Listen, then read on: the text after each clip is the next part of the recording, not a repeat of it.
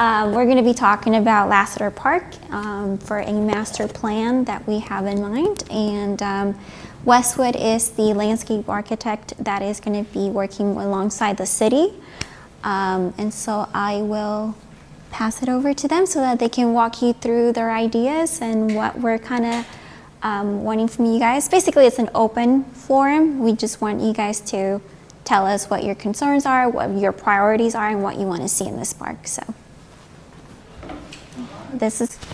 leave it over to Chris. Thanks, Jessica. So my name's Chris Tatton. I'm a landscape architect with Westwood. And I'm really excited about this park because I used to live in Chisholm Ridge for about 7 years.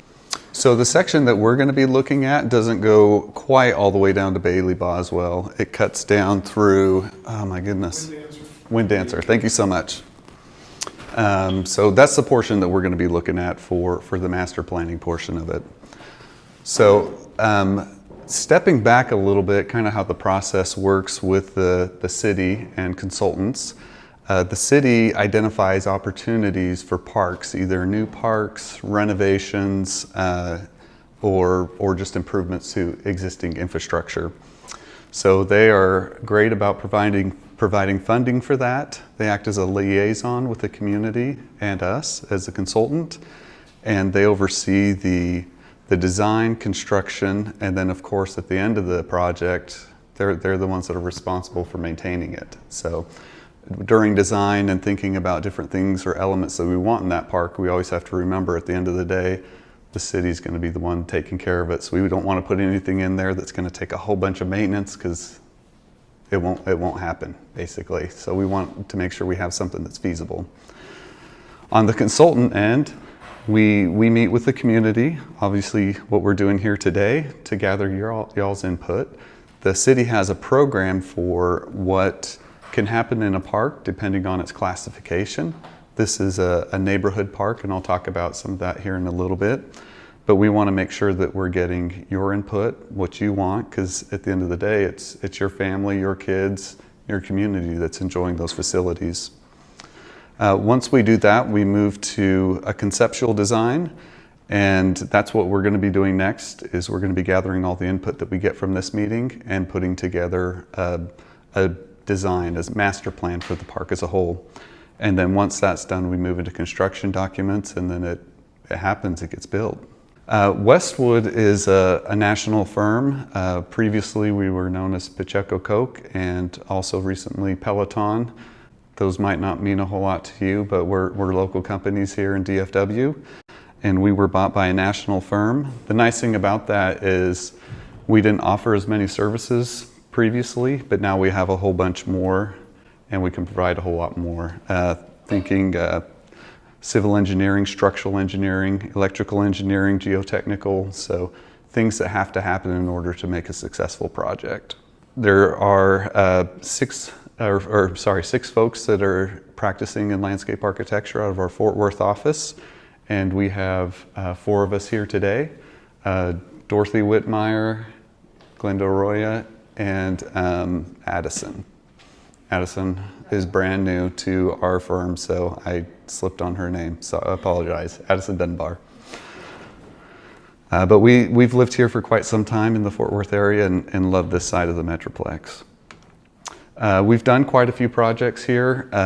One of the most recent one is Fire Station Park in downtown. We did the design on that.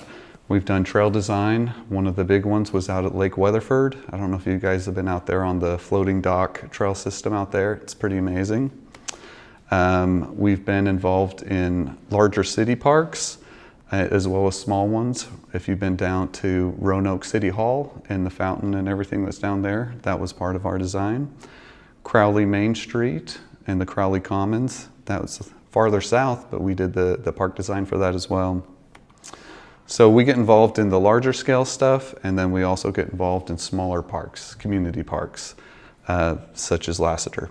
So getting into a little bit more of the nitty gritty, neighborhood parks. So the intent of neighborhood parks are really just around your community, quarter mile to a half mile outside of the park. That's really the area that it serves.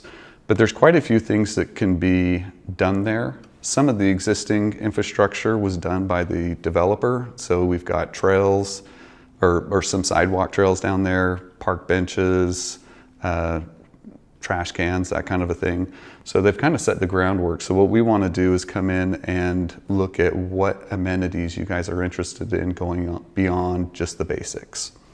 And those can be, you know, splash pads, sports courts, pickleball courts, you know, additional trail system to connect to, for example, the trail across the street to the north, and then even trail connections to this facility here. So some of our process, and I'd mentioned earlier, is planning. So right up front, we meet with the city and find out what the goals and objectives for a park are for the area we're working in. We go out and do an inventory and analysis. We go out and visit the site to see what's there, what's working, what's not, what the adjacent properties are, and kind of get an idea of where some things could go with that. We get the community involved like we're doing here today.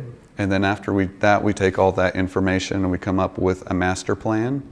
And that's going to be kind of our end goal out of what we do here today, is coming up with an option for that. So a master plan is something that you look at once the park gets built out as a whole. There's not always funds right up front to do everything all at once, so it happens in phases. So the initial phase will be looking at a playground, getting that installed, but if you don't do the master plan, you're not exactly sure where it is, and things end up where you wish they wouldn't have, or they could have been put somewhere else. And then after that, as I mentioned before, we go to detailed design and construction documents, and then construction. So that was a lot of information. Some of the things we're going to be looking from you all is really your input. Are there some things at the park right now that you don't like? I know there's not a whole lot there now, but are there certain things that you want to see happen at the park or be installed, or you know, as we look at these images, are there some things there that you're like, no way, let's stay away from that? So we have 2 exercises that we're going to do. The first one is a red and green dot activity. So basically we have a big packet of red and green sticky dots. And we want you guys to go up to each of these image boards over here on the right. So it's the right four. And we want you to put dots on each of the items that you either you really want, or if you really don't like it and don't want it at the park, put a red dot on it. So we'll go ahead and do that exercise. And then after that, we're going to get out some markers and paper and play around a little bit and see what your ideas are for the park. So can we turn the light on? First of all, is we've kind of gone in and looked at, okay, if you want to get to Lasater Park, how long is it going to take you to get there?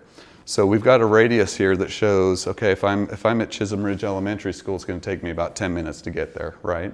So kind of so on all the way out to 30 minutes. Most of the neighborhood's going to be able to get there. In fact, the entire neighborhood will be able to get there in about 20 minutes. So you can come up here, see where your house is, and you probably already have a good idea, but you can take a look at some of the other information that we're looking at.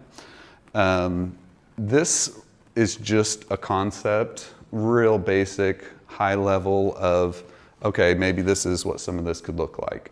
So it's not real detailed, but what we're going to do after we do the voting, the dot voting, is we're going to put up kind of a blank canvas and let you guys kind of play with it. We just wanted to show you it doesn't have to be perfect, artistic, whatever. Circles and squares are just fine for this activity.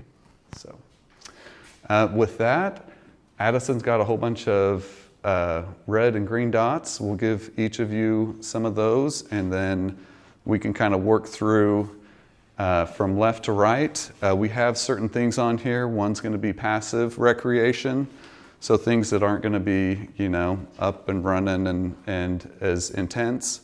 We have active recreation. We've got certain types of playgrounds. So with that, we have some different themed playgrounds. Some are more of a kind of a standard, what you typically see at a park, and then some other elements are a little bit more nature or net themed. And then we can take a look at amenities, so restrooms, pavilions, lighting, any of those kind of things that y'all are interested in having in the park.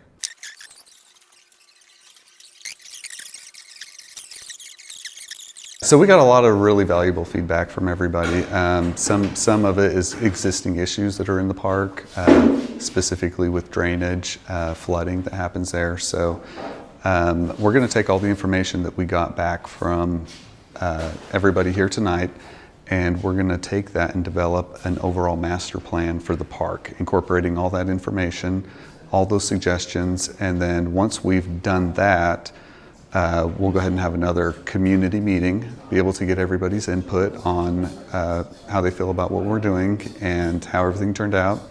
And then from there, we'll go to construction documents. So we have around 500K allotted for this project. That's going to be broken up for the design portion, which is what we're doing right now, and then a part of that is going to go into the construction. So it's not a whole lot of money for all the great ideas that we discussed today, but hopefully in the future we will be able to get in more funds so that we can keep developing the park. One of the main priorities that was heavily discussed was mowing and drainage and floodplains. Now we can mitigate some of that. Something that we've already identified was a playground for the park, but I think Chris can talk about more about what was identified as a priority for another priority for the park. Yeah, so we need to go back and circle up with the city. That initial fee was really earmarked for doing a playground, so gathering all the information that we got from all the residents today, we'll see if that's still the plan or if it shifts a little bit. But yeah, our intent is to do a phase 1 right now of the master plan that we're going to develop, and then the rest of those items would happen in future years with future phasing as funding is available. The drainage issues, we knew there were some issues, but not to the extent that they are. So it does change our priorities on how we design and move forward. So if you come out and tell us those things, we can address them. If you don't, we don't know all the issues or really what you guys want to see in this park. So it was a big deal. Yeah. Everybody who showed up tonight, it was a big deal. Absolutely. For sure.